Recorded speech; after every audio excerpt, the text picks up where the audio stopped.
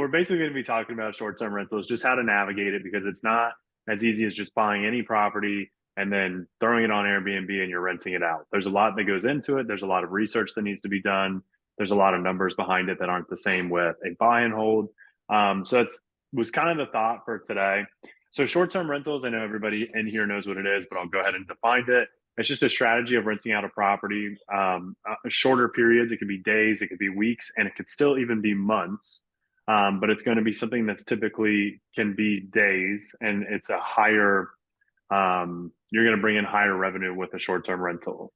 Most of the short-term rentals are going to be on Airbnb and vrbo. So those are the most two common sites. There are a lot of other ones, and I know, like even in Cincinnati, some of the short-term managers they have their own websites to bypass Airbnb and vrbo as they require a payment. So there's some pros and cons to short-term rentals that I'll go into, and then I'll show a property. Go ahead.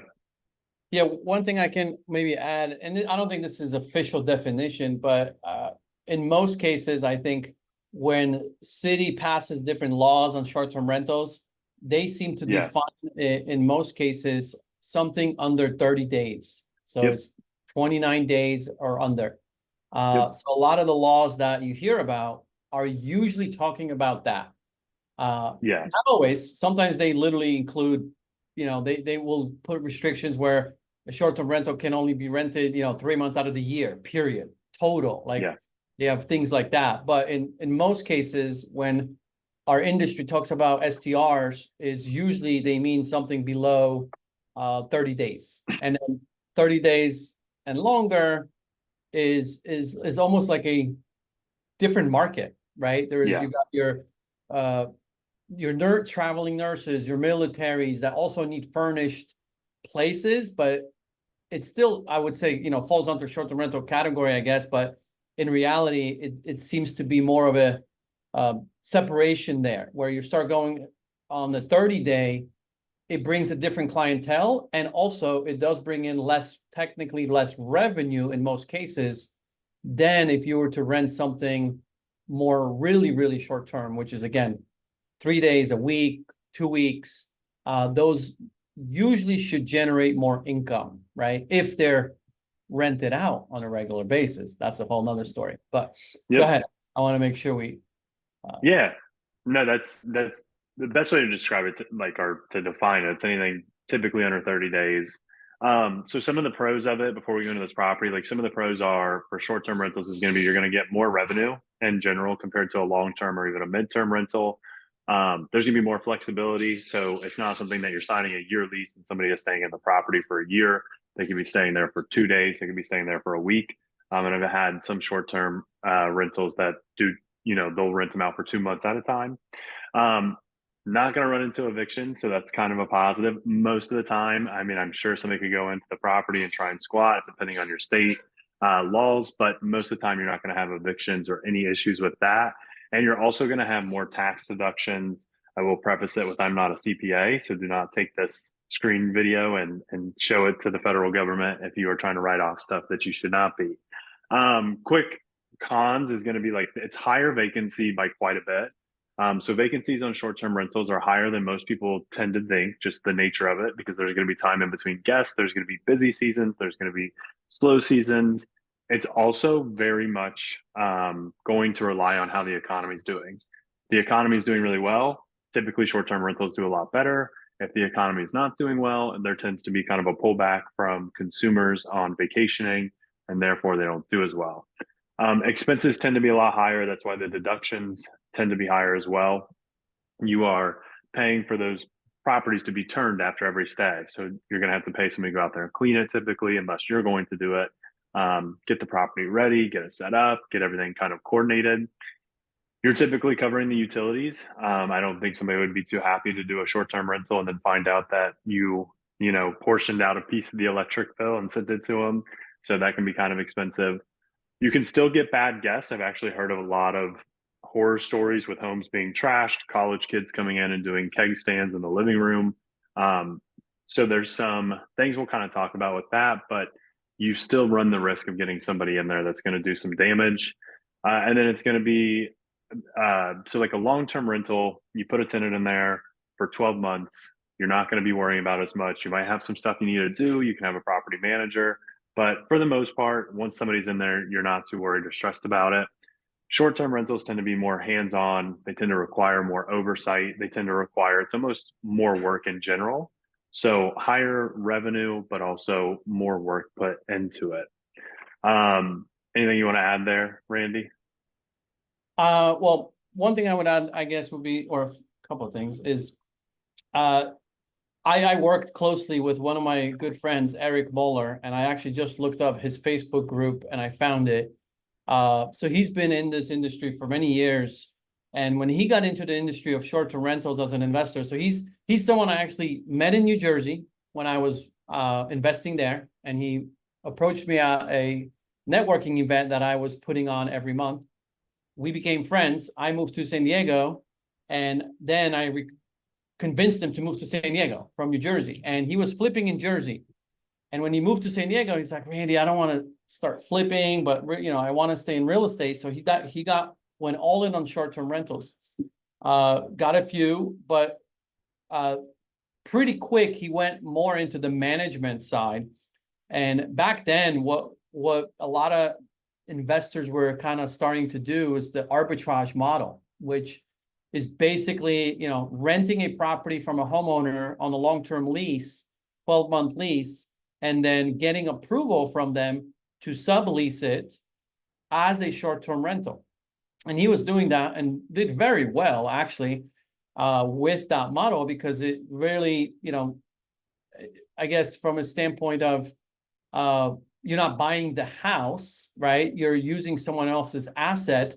The negative to that model is the fact that you are actually putting up the money to not stage it, furnish it, right? You are the one putting up the money to furnish it, not the owner, right? So there is risk in that model, because if the owner all of a sudden does something crazy and wants to cancel the lease or whatever, like things can happen, even though you have a 12-month lease signed with the owner, there's, again, horror stories that can come from it anyway. You're kind of left, right, with the baggage of the furnishings that you spend money on and you were hoping to recoup through the profits, right? So in the arbitrage model, it works until it doesn't. Now, I've heard many good things about it, of course.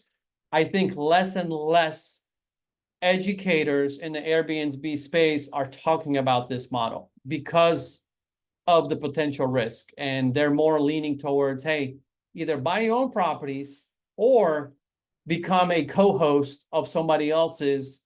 And if you're an expert in Airbnbs and managing your own, then you can start managing them for other people, especially if you have a super host status on Airbnb, right?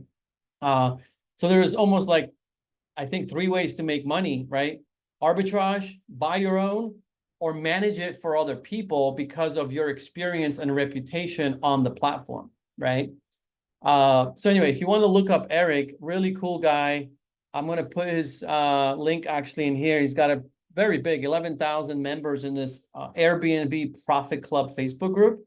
What he does now, he actually bought like I can't say a village, but like there was, I think, like 6 to 8 cabins in the woods of Idlewild, California, and he bought them directly from the seller, and he literally renovated all of them. And that's one of his major projects right now that is fully finished now, and he's creating a whole brand around Free Wild, which is from the word Idlewild as a town. So he's getting more into the theme niche of Airbnbs, like little villages or little cabin community, which that's become a lot more popular lately, especially with people that are kind of tired of doing these single home Airbnb models. But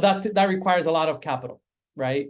So he raised a lot of money for this from a private investor, and then they bought this whole cabin setup of 6 to 8 cabins, renovated it, and now it's a beautiful property that I rent at a premium because it's and they have a whole, like a brand behind it, Free Wild. So it's like anyway, so I'm kind of going off topic, but I kind of want to give you some of my experience working with this industry and looking at it, not necessarily as an investor, but more from a realtor eye, right? Because I did a lot of work with him on that side. So I hope that was helpful. And Yeah. No, I definitely was, and I think like a lot of people, like there's just so many different options with it. That's really cool on the SDR part, which we'll kind of talk about. But the theme ones are like really common nowadays, and I think it's super cool. Like it's different than just buying a single property. Um, so I'll share my screen, and I think it's about to do it here in a second. I'll share my screen and then kind of give a idea on this property. So this is a listing that we have. It's in Temple Terrace. It is probably 15, 20 minutes east of Tampa, in a little subdivision called Temple Terrace. It is listed at 560. And this property right now is estimated to do about 85,000 in revenue this year. That is with a short-term manager in place. He does a really good job. We're selling this fully furnished. Like the plan is to kind of sell it STR wise. But it's expected to do 85 this year. There's a chance if you do some tweaks to it that it'll go up to 120 or possibly push a little bit higher. And this one's super unique. So we've had it listed for a little while. Part of the hang up is it's been so booked out. Like we haven't been able to do showings. We haven't been able to run open houses. So typically when we do listings, like we let sellers know, hey, like give us this much time or as much availability as we can get. This one, and it's a good thing, has been so booked out we haven't even had a chance. So that is kind of like number wise what you're expecting. This one, Randy, I think you'd be proud. It's an assumable, so it is an FHA loan, 315K. We've had a lot of people call about that, so that's kind of a discussion we've had, and it keeps the payment super low. The important one with this one is location in Tampa. It's about 15 minutes east of Tampa, so you can get downtown really quickly. It's about 35 minutes away from the airport. It's not in an HOA. There's no CDD, so there's no constraints as of now on the short term part of it. It's in a nice little like pocket, so you're out of kind of the congestion of the cities and things like that. And then you're also not far from USF, which is the big college down here. You're about 15 minutes away from Busch Gardens, which is the big amusement park, and you're right next to the water park as well. So convenient location, great that it doesn't have any constraints on the short-term rental side of it. And because of that, it does really well. Vacancy rate on this. So we just came out of the summer months, which are our busy time. Her vacancy rate kind of ranges, but I can tell you since we've had it listed, there's probably been 5 days where somebody hasn't been there in total. So it's gone like it's constantly booked out. The property manager on this one, he's got about 100 properties in the Tampa area, and we have talked with him just kind of like what he's expecting as the economy seems like it might be slowing down a little bit, and they're expecting like a 5 to 10% increase in vacancy. So like if he runs some numbers off of it, really there's some ways to kind of increase the amount revenue wise. It'll end up being a wash. So more than likely, this is always going to do about 75 to 80K revenue, worst case, and then with some upside to do better. There's also not a lot of competition in this area. So there's not a ton of Airbnbs, VRBOs, or short-term rentals inside the Temple Terrace area. So definitely wanted to like kind of share this and have it be out there. The pool is a huge benefit. So that's some other things we can talk about. But with it being Florida and people are going for beach vacations, the pool is a huge benefit. It's screened in, so you don't have to deal with mosquitoes. I don't know if I'm not paying attention to these photos that are scrolling by, but there's also like a little pond view back there that's really nice. And, Shopping is nearby. and Eric, I'm guessing when you're advertising something like this, so if you're a realtor working with investors that are selling the property like this, you got what do you call it? Flyers that or PDFs, I guess, attached to the MLS with all the projections. All of that is accessible, easy. Like how are you marketing that? Where is it placed? Yes. So everything is like on a pro forma. We've got the property manager gave us the AOK. Like we're able to share out his information with anybody that's got interest in the property. We have a pro forma that breaks down the numbers, what to expect in the future. what the current mortgage is, what it's doing currently, what improvements you can do to increase that by small amounts. So there's a lot of math. And then every month that she gets every month, second week of the month, she'll get a past report from the previous month. We also attach that to the MLS. So every single month it'll spell out what days were vacant, what days were booked out, what was the cost per night. And then it spells it out like what the total revenue for that month is. So we're putting that in there as well. Ideally, when you are listing these short-term rentals, the longer the rent history, the better off it will make an investor feel compared to if this is something that it just started this month and we threw it up there. It typically won't attract a STR investor because it could change wildly. Like you could have 1 month busy season completely booked out and have some luck with it and be completely booked out. If you're basing your numbers off of that, you have no clue what those future months would look like. So the longer the rent history, the better chance you have of those numbers swaying an investor. If you can unshare your screen, so that way, unless is there more that you wanted to share on that? Okay. So one of the things, so in your case, it's easy because this property is, obviously has a great history. It's being rented as you speak, which actually even helps with negotiating when you're speaking to interested buyers, right?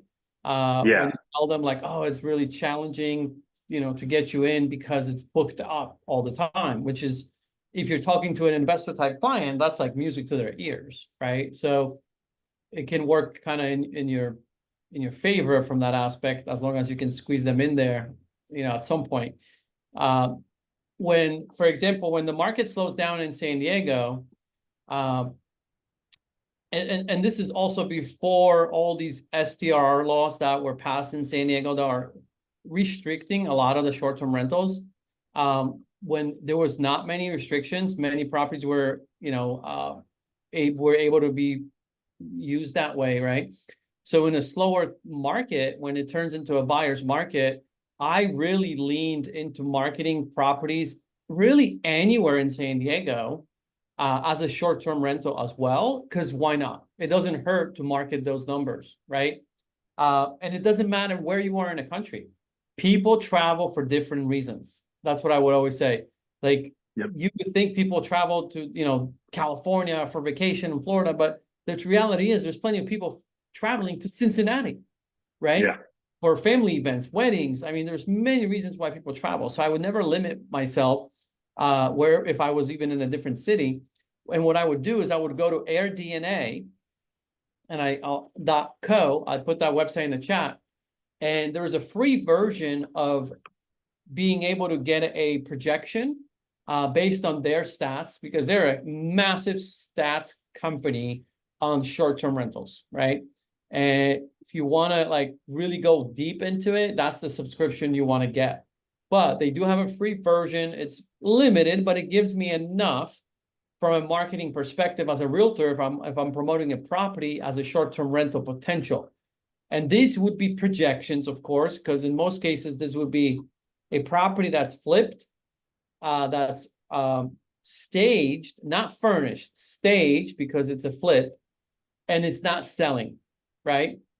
So guess what? That's that, or I know the market time is longer, or it's a buyer's market. So at that point, at the same exact time, I created a flyer from airdna.co showing what is the projections for this property if you were to consider doing this as a buyer, right?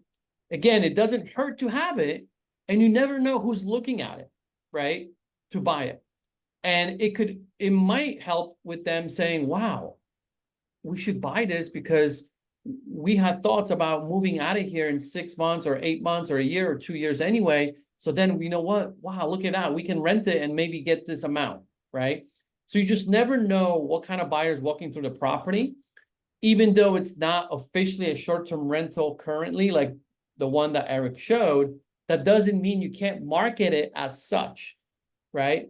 But it's more based on projections from company like airdna.co, right? You're not making these numbers up. You're getting it from a valid source that aggregates all of this data in your local town, right? and gives you these projections. And now I'm able to market that as a flyer. And I even would have it, put it in the kitchen. Usually it's in the kitchen on the display in a flyer box like that, right? Display. And then if you had like an ADU, accessory dwelling unit, well, guess what? I would have two separate projections for that one separately and for the main house separately. I've even marketed properties that had one big home, and then maybe the downstairs was set up almost like a mother-daughter suite, right? That maybe didn't have a full kitchen, maybe just had like a little, sink and then bathroom and a big studio type setup. I would also create two flyers. I would create one that talked about the projections for the whole house. And then I would also have projections. What if you were to rent this section, which is part of the house, but you can technically rent this out. And here's how, because it's got a side entrance to the backyard. It's got its own bathroom. It's got a little kitchen, sink area. Well, some people, when they're tight on money, they might consider renting that section out as an Airbnb, short-term rental, which is actually a lot easier to do when you're living in the property. Most short-term rentals laws don't apply if you actually live in the home, okay? Not always, but in most cases, which is, again, a huge potential marketing benefit if you can promote, hey, by the way, have you considered that this could be rented separately, right? And you show them the projections, and they're like, wow, so our mortgage is this, but we can offset our mortgage if we do a short-term rental. We technically don't need to use this area for now because this house is big enough. Why won't we do that? This is a perfect house. Let's buy it. When they never even considered maybe doing short-term rentals, now all of a sudden they're open to it because of you displaying the opportunity, right, in that property. So when you're buying investment properties as an investor, or if you're a realtor, looking at investment properties for an investor and or marketing them already, look at it from that lens, right? Because don't necessarily buy the property, based on the returns from the short-term rental, if that's not the business model that the investor is in. But I would look at it like, oh, what is the marketing angle that I can also take on this flip for this investor if I'm the realtor, or if I'm the investor, I can tell my realtor to take when I go to sell this house, right? And again, don't discount yourself in terms of or remove yourself from that opportunity of marketing just because you're not in San Diego or you're not in Tampa. Short-term rentals work everywhere if they're marketed correctly, if they're priced right, and if they have a theme. That's a major plus, right? A lot of people like themes, right? So yeah, I want to make sure that you understand how to navigate it from a standpoint of not only investors that are looking for short-term rentals, but also investors that buy flips, but you can market it towards that audience, even though it has no short-term rental history. I'll pause there for a moment. Perfect. So we can kind of talk about like what to look for when looking for an STR. So a couple things to kind of look for when you're looking for it. Like Randy said, one of the biggest things is you're not going to have to go to like a beach town to do an STR. Realistically, like anywhere that has traffic or people coming in and out of the town, honestly, anywhere like Cincinnati has a ton of business conventions and other things that it's actually got a lot of STRs. Indianapolis, like you'd be surprised at locations that do the STRs. Another big thing to look at when you're looking for an STR, if you decide either as an agent or as an investor that this is a route you want to take, is going to be, does the neighborhood allow it? One of the biggest things that we get in Florida now is a lot of beach towns have banned STRs, including St. Pete. Most of Pinellas, as long as it's incorporated, does not allow STRs. So that's that entire Clearwater beach area. A lot of those beach areas disallowed it because the residents that live there full time don't like that there's a ton of traffic coming through, don't like the people that are coming through, and they feel like one reason or another it hurts their home values. So after a while, it does tend to switch. And all of St. Pete has banned these short-term rentals. They still happen, but for the most part, they are banned. The other thing we've noticed has been that like HOAs tend to be the biggest killer of short-term rentals. Like the location, the area, the county, the municipality, everybody can allow short-term rentals. And then there can be, you know, an HOA that decides that they don't want to do it, or they can have a 30-day minimum or a 2-week minimum. And we've even got a listing on the water right now that is, it's not a time period minimum, but it's an amount of leases you can have in a certain period of time. So you can only have 3 different leases, and they do consider short terms on those as a lease. So just something to keep in mind. One of the best ways to kind of navigate that too is if you're buying an STR, make sure that it works with other strategies. So if you're buying it strictly for an STR, make sure that there's enough equity in there that if something happens, you can sell out, or make sure that it makes sense as a long-term hold or a midterm hold or a rent by room or something along those lines. Like you want to have backup options, because the last thing you want to do is purchase an asset at $500,000 and then you find out STRs are banned. They're going to get super strict on it, whether it's through fines or something else. And Right. then you're stuck holding a $500,000 property. Yeah, totally. Um, I've seen that mistake made many times when there was the massive boom of short-term. yeah. Yeah. Yeah, and that's the other thing too. When you're looking for these STRs, like some of the locations, if they allow STRs and everything else, it checks off the checkbox. You think you can have it themed, or you think you can be near a beach, or you have something that makes sense air DNA wise. Check and do some research, do some due diligence. How many STRs are there in your location? If within a mile there's none, or a couple miles there's none, that's a good thing. If within a couple miles there's 150 of them and you see that they're available quite a bit of the time, you click on their calendars and you're like, wow, this is available for the next 4 months. That's a red flag. Like that would be like a quick, as soon Yeah. as you see that, you're like, I know that this is probably not one I want to purchase. Like that's not a good thing. So there's definitely due diligence on these STRs that you want to do, even aside from the air DNA side of things. Um, the other thing too is when's peak season. So in Florida, our peak season tends to be in the summer and the winter, and then kind of in between, like parts of the fall and the spring tend to be slower. Spring, it depends on spring break, but there's peak seasons in it. So you want to be prepared. Like, is the peak season going to be something that you're able to collect enough money to cover the whole year? Is the peak season a long period of time? Is there going to be 3 months of craziness and then you're going to have 9 months of vacancy? And if that happens, is there something you can do in those 9 months to cover some extra cost as well? Um, One of the things we've noticed with a lot of STR investors where we see a lot of mistakes is they go to buy the property, they run the numbers, it makes sense. And then they forget about the fact that they're going to be spending $35,000-$40,000 to now furnish the home and equip it. And there's so many things that go into it that we've noticed a lot of our SDR investors don't think about. Yeah, you have to buy a couch and a TV, but do you have silverware? Do you have spices? Do you have towels? Do you have, washcloth? Do you have any sort of like shampoo and conditioner dispensers? Do you have like all of that has to be thought out? Do you have a smart lock on the home so that when somebody gets there, they're able to get into it?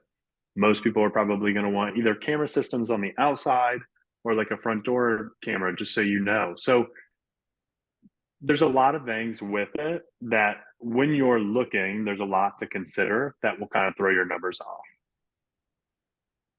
I Anything on that? No, yeah, no, that's a whole different conversation as far as the actual Yeah. pulling the trigger on it and numbers. But I think what we really wanted to hit home on is, if you're an agent working with investors in this arena, there's definitely an opportunity, right? In most areas, you just have to study which are the areas, which have what kind of restrictions, because sometimes it's literally you walk across the street, it's legal, and then you walk across this way and it's not. And it's mainly because maybe it's a city line versus county or this or that. Like it changes so fast sometimes, right? So just understand those, and it's not difficult to find out, right? You can reach out to your local city. They usually have websites for it. And there was a massive like uproar in San Diego for many years. There was a massive battle about this. And interestingly enough, the short-term rentals laws went into effect, and everybody thought all the licenses are going to be gone in an instant. And there's still licenses available right now. Like Yeah. it still actually apply to get a license for a short-term rental. So sometimes it's not as bad as people make it seem to be if they carve out a way for you to actually legally get a license, because then what that really means is they just want to regulate it at least, right? And make money off it, the city, right? So sometimes they do it in a way where it's not as harsh as we might think. And it's more of a, hey, let's keep an eye on it. Let's have some regulations and let's make money on this thing, right? And that's what happened essentially in San Diego. It's not as bad as we all thought, right? So there's still opportunity there for the investors if they actually, work with the outright agents, or if they do it on their own, of course, to navigate that market. And Yeah. other thing I wanted to also add is as a as a realtor, if you know of investors that do short-term rentals, right? Like I think, Eric, you mentioned, is it an investor that you know that has 100 units, or are you talking about this property management company that manages Yeah. them? He's just the short-term manager. Okay. So even that, imagine you, and we kind of briefly talked about this last week.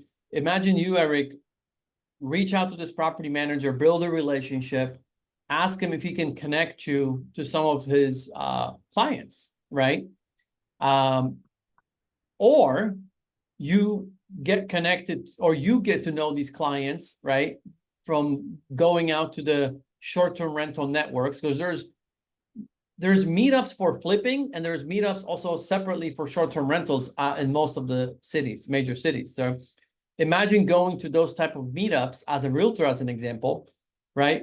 To learn that market so you can service that type of a client potentially and look for those opportunities for that type of a clientele, right?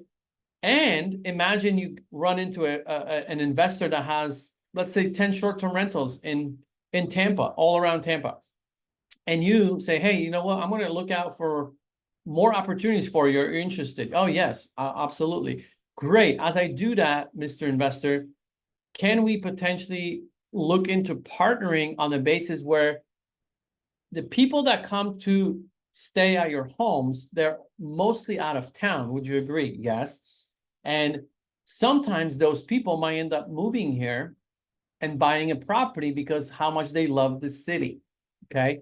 I would love to be that help for that client, for that person as a realtor, because that's what I do here as a realtor. Not only can I work with you, Mr. Investor, and find you more potential opportunities for a short-term rental niche that you're in, but I can also service the clients that are staying at your home that might consider moving here permanently. I would love to be able to help them. And if I actually end up getting some of those clients to call me, or those people that stay at your houses to call me and reach out to me, because you would then have a display as a realtor. So Eric would have a display. Imagine Eric has a display. Hey, loving Tampa, thinking about moving here? Call Eric and Katie, your go-to realtors in Tampa. Boom, right? We can help you make that a reality. Boom, take that. Go ahead, Eric. That's your display, right? And imagine that person that's staying there reaches out to Eric. Eric will know because Eric is going to ask. And then eventually, as that starts happening, he can work out an agreement with the investor. Because in most cases, my guess would be this type of investor might not even be licensed. So he can't give that investor a referral fee legally, right? Because they're not licensed. However, if that actually starts working, that Eric is getting opportunities, getting closings, he absolutely can work out a marketing agreement with the investor and pay that investor for allowing him to display his marketing in his houses. He's allowed to do that, right? So I wouldn't, you could offer that from the beginning and be like, hey, what if I pay you $50 a month per house block to be the exclusive agent in every one of your homes, right? You could do that. That's legal. Or you just say, hey, can we do this? Can I make the display? And what I vouch to you is I'm going to look for opportunities for more short-term rental type properties for you. And if I start getting opportunities calling me from the people that are staying at your property, then I'm always open to working out a marketing agreement with you. And this is what it could look like. So it could be more in the near future. Let's see how this starts working, right? Because you're telling this investor, like right now, it's theory that it should work, but let's put it into work. And once I know, and I'll be honest, I'll tell you when they're calling, then I'm more than happy to start paying you per house, right? So, because there's got to be like, what's in it for them? You got to answer that question for yourself. Like, why would they allow you to do that, right? And if they don't want to buy more short-term rental properties, well, then that's not as attractive. You saying, well, I can find you more properties for short-term rentals. Well, he's like, well, I don't want any more. All right, well, what's in it for them, right? For you to put the display. Then you might have to work out a small flat fee thing because they're all about passive income, short-term rental operators, right? And then that might be worth to test out for a few months and see if you could be marketed in prime area, somewhere in the kitchen and maybe somewhere in the living room, right? With some very nice, clean, eye-catching marketing. So anyway, so I want to give you guys that tip because when I speak to a lot of realtors that want to work in this niche, I think that's the number one fastest way to not only help them, the investor, but also help yourself leveraging the short-term rental opportunity. Yep. No, I love it. And it's just like the theme of all this always is just like how can investors and agents work together? And it's just again, it ties into it. And we as agents can add that value of one being able to help market the property, being able to get it out there if you know anybody that's staying. One of the best ways I've actually been able to kind of tie into the short term is if I have a client doing a new build and they need a property for a month or 45 days, you can kind of connect them with that short term if there's some availability, especially in our slow season, as because August is the start of our slow season, but there's a lot of people building homes right now. So one of the ways we've kind of helped some of our SDRs is pair them up with home builders who you'd be surprised at how many people build homes and just don't have a location to go, especially in Florida because a lot of people are moving from out of state. But the other thing too is just finding an agent that's going to have that kind of inside knowledge if they can, or as an investor having it. Like there's with stock trading, you're not supposed to have insider knowledge. You're not supposed to make a decision if you know something that isn't privy to public knowledge. Well, the cool thing about investing is we're able to make those decisions. So get to know the area, talk to local municipalities, talk to local people that work in the municipalities, talk to local agents, neighbors, everybody you can to get a feel for it. Because even in kind of that Tampa area, it's hit or miss on what's allowed Airbnb. Like one street might allow it, one street might not. One HOA might allow it, one community might not. And even like Indian Rocks Beach is this beautiful beach in between Clearwater and Madeira Beach and Treasure Island and all of those beaches. That's the only one there that allows short-term rentals. So that's a place that a lot of people try to purchase for there. Um, and there is licensing required, but it's very easy to get. So kind of wanted to end it with that piece. Cool. And I wanted to share this AirDNA. They kind of hide this, guys. Can you see my screen, Eric? Yeah. Okay. So they kind of hide the calculator, they call it, I guess. Or at least they were. Let's see if they're no longer. Oh no, now it's on the front. They used to, they did not make this that easy before. Even last week, this website looked different, right, Eric? Yeah. Yeah. Yeah. So they used to hide this. Now it's good. Now it's like front and center, which is actually cool. So imagine you put a property, let's say it's in my community, 2089 Heritage. Let's put something like this in Tampa.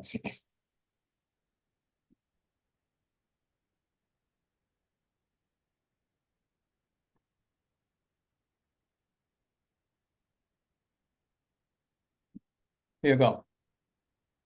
So it automatically knows that the property has 4 bedrooms, 3 baths. So they automatically assign 2 people per bedroom. That's why it says 8 guests. Okay. And of course, you can change this if you think that that 4-bedroom house has more room, then you can adjust it, and then it will update it automatically, the projected revenue. So you're not locked in necessarily to what they put in here. It doesn't look like it changed much between 8 to 10 guests, if at all. Yeah, I don't think it changed at all. I don't know if it just updated or not. I guess it did. So they don't, obviously for the free version, they don't give you much. Let's see what it looks like when you download. Oh yeah, so they even get your best short-term rental market insights, best performance, best revenue calculator, limited searches. So they just want you to get a plan, even if it's a free one. But what I would do is I would take a screenshot. Once you're logged in, you might see this better. But if all you get is this, then I would literally take a screenshot of this information, because this is all I really need, right? Just this information alone, the projected income, and then I would put it into a template flyer that I made, right? That I then used on the MLS, inside the property to market the potential, and I would reference where I got it from, which would be, in this case, from AirDNA, right? So, because I don't want to, I don't want to claim that these are my numbers that I'm getting. I want to make sure they understand that I'm getting these numbers from somewhere. And in this case, it's AirDNA. I'm opening up. So I would, oh, here we go.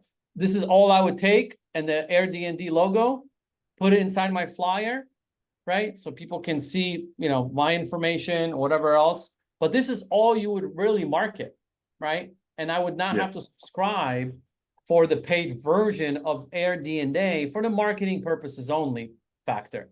Now, if you're an investor, then, and you're looking into the short-term rental market, then you probably want to have a subscription, because that data can really, really help you make a solid buying decision, if you should move on with something or not.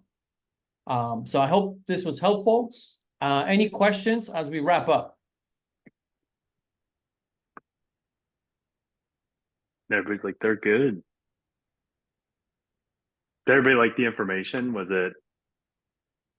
Got a couple head nods on the cameras that are on. We'll take it. Addison, if you're there, still, I want to ask you as we actually, can you hear us, Addison? Oh, okay. Okay, I was going to ask him on the financing portion, but most standard lenders don't have products, don't have loans based on the short-term rental revenue. That's very, very, very rare. So don't think that a lender is going to lend based on the projections of a short-term rental property. They're going to base it on the long-term rental, but not short-term rental. So even though on paper it looks like a killer deal, that doesn't matter to most lenders. Like 99% of lenders are going to completely deny that type of a loan. They will not use the projections from short-term rental to make, their loan decision on it. So just keep that in mind. Now, there is definitely I'm sure there's some lenders out there that specialize in this, but I would think that the down payment on those will be pretty significant, because it's all about risk management, right? They need to understand that if the laws change or something changes, that they're not going to be stuck with the house and have to foreclose on you, right? So I'm sure there's a lot of caveats to get that type of a loan. So cool. We'll end on that. Everybody have a great rest of the weekend, and we'll see you in a month. Take care. See you guys. Thank you for the information. You're welcome. Absolutely.